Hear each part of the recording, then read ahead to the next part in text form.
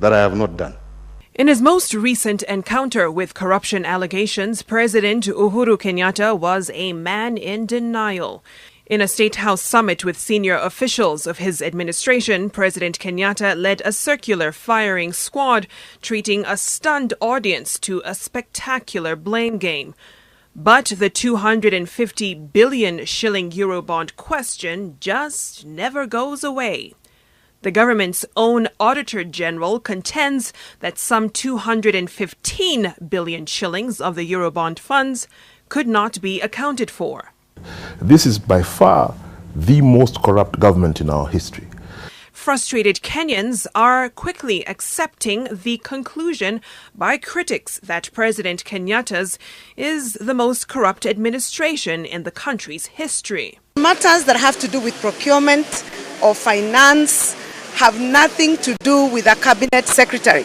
When the 791 million shilling National Youth Service scandal broke last year, one of the principal suspects, then Devolution Cabinet Secretary Anne Waiguru, seemed to openly muse, "Why only me?"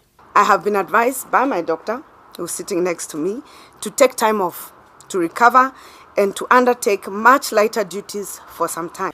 After much public pressure, Waiguru reluctantly left cabinet, citing not the NYS case, but personal health. Earlier in the term, the Jubilee administration was rocked by the Hustlers Jet scandal that demonstrated the government officials' taste for finer things.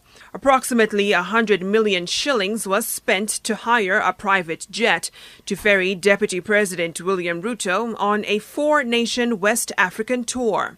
Will as many as of that opinion say aye? Aye. As many as of a contrary opinion say nay? Yes. The nays have it. 15 months later, though, the Jubilee-controlled parliament promptly voted down a report questioning the Hustler Jet expenditure. So, the report falls.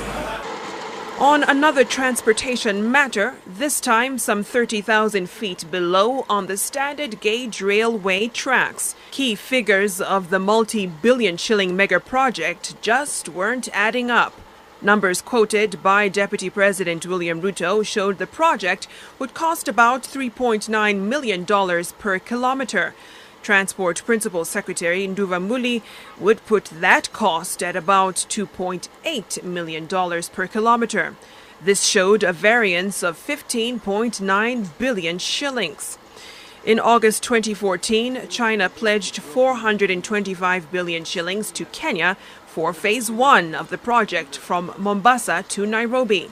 And last year, reports of an additional 1.3 trillion shillings needed to complete the standard gauge railway from Mombasa to Kigali emerged, further putting into question just how much taxpayers will be dishing out. 4 years of one corruption scandal after the other is putting the Uhuru administration in an unfavorable light, with the recent 5 billion shilling loss in the Ministry of Health the latest wagon to be hitched on the Jubilee corruption train. And tonight, Kenyans would pose just what else is out there to be revealed. Victoria Rubadiri, NTV.